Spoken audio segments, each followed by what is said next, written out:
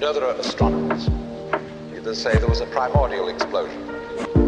Enormous bang millions of years ago, billions of years ago, which flung all the galaxies into space. Well, let's take that just for the sake of argument and say that was the way it happened. It's like you took a bottle of ink and threw it at a wall. Smash, and all that ink spreads. And in the middle, it's dense, isn't it? And as it gets out on the edge, the little droplets are finer and finer and make more complicated patterns.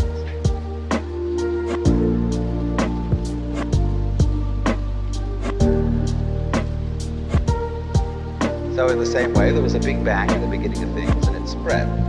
And you and I, sitting here in this room, as complicated human beings, are way, way out on the fringe of that bang.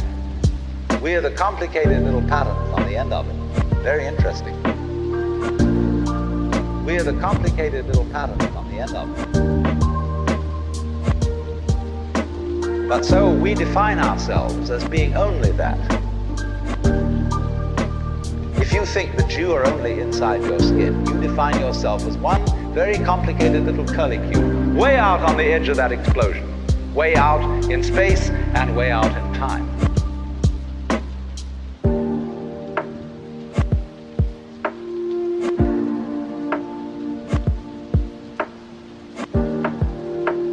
Billions of years ago, you were a big bang.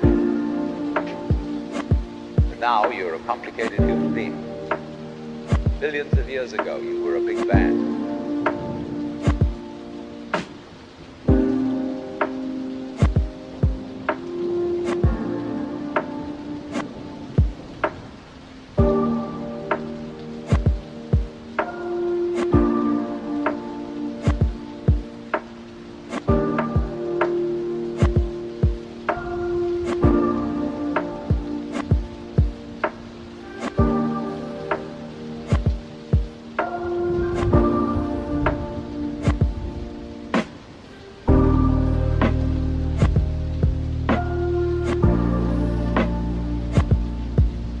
You are the Big Bang, the original force of the universe coming on as whoever you are.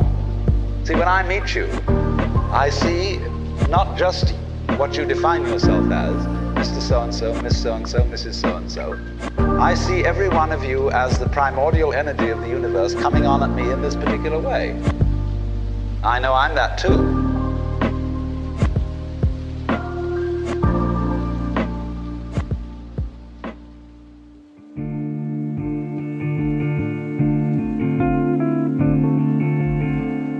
You are a fluke. You are a separate event. And you run from the maternity ward to the crematorium, and that's it, baby. That's it.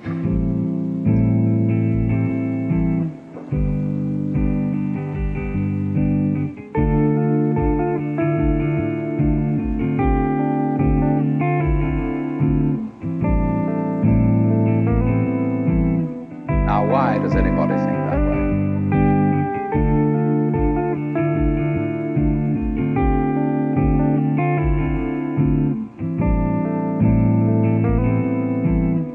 There's no reason to, because it isn't even scientific. It's just a myth. Now, why does anybody think that way?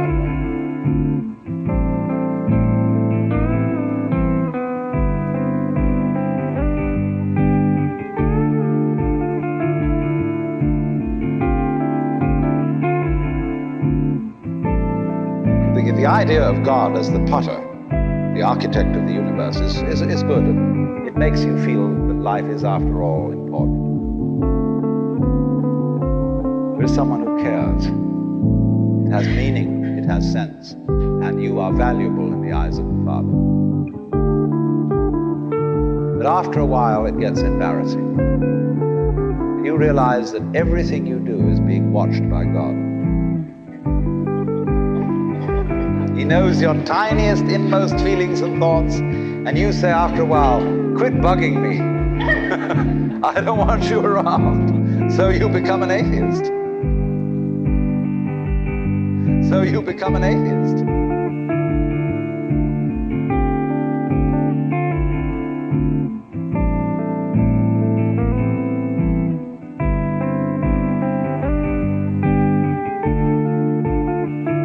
then you feel terrible after that because you got rid of God, but that means you got rid of yourself.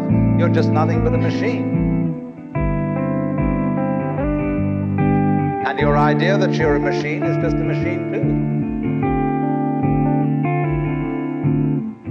So if you're a smart kid, you commit suicide.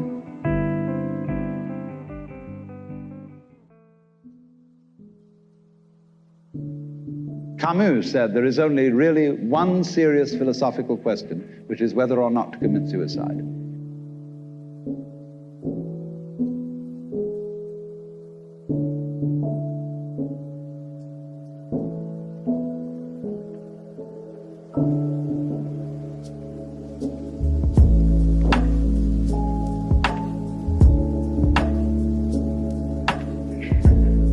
I think there are 4 or 5 serious philosophical questions.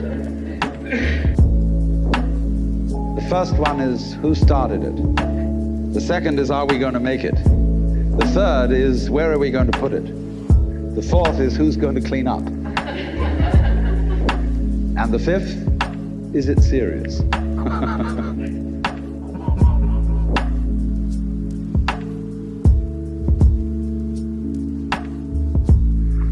But still, should you or not commit suicide? This is a good question. Why go on? Why go on?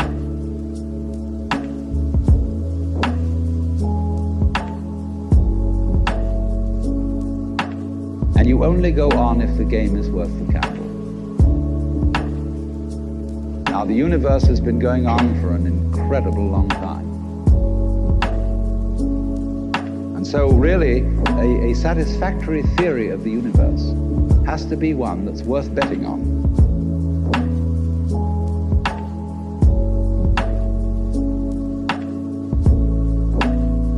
If you make a theory of the universe which isn't worth betting on, why bother? Just commit suicide. If you make a theory of the universe which isn't worth betting on, why bother? Just commit suicide. Just commit suicide.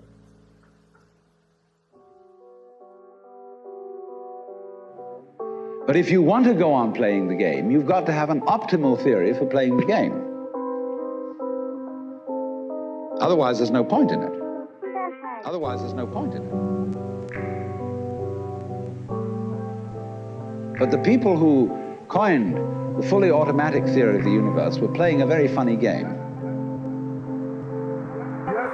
What they wanted to say was this: all you people who believe in religion are old ladies and wishful thinkers.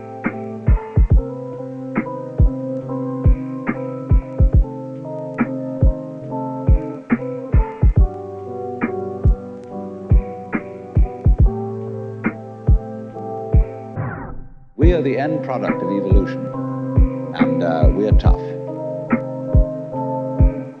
I'm a big, strong guy because I face facts. And life is just a bunch of junk. And I'm real hard. See, that's a way of flattering yourself. There are basically 2 kinds of philosophy. One's called prickles, the other's called goo.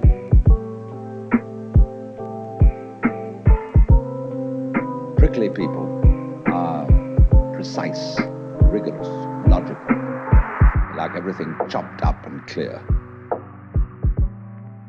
Goo people like it vague.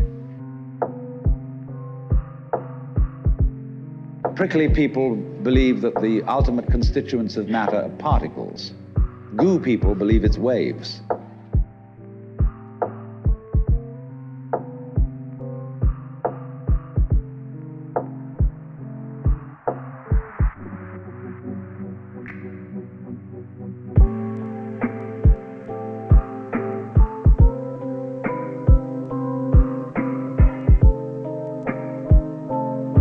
And they're always arguing with each other. And what they don't realize is that neither one can take his position without the other person. Because you wouldn't know you advocated prickles unless there was somebody else advocating goo. You wouldn't know what a prickle was unless you knew what goo was. Because life is not either prickles or goo, it's gooey prickles and prickly goo. It's gooey prickles and prickly goo. And they go together, like back and front, male and female.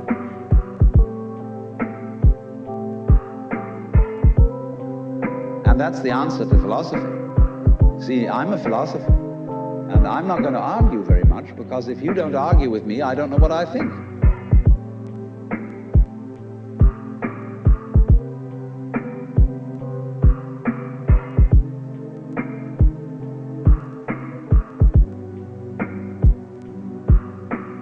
But however, you see, this whole idea that the universe is just nothing at all but unintelligent force playing around, not even enjoying it, unintelligent force, is a put-down theory of the world. People who had an advantage to make, a game to play, by putting it down and making out that because they put the world down, they were a superior kind of people. So that just won't do. We've had it. Because if you seriously go along with this idea of the world, you're what is technically called alienated.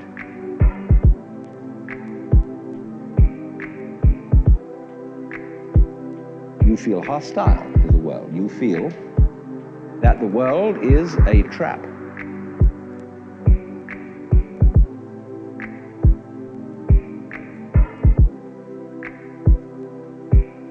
So if you think that that's the way things are, you may as well commit suicide right now.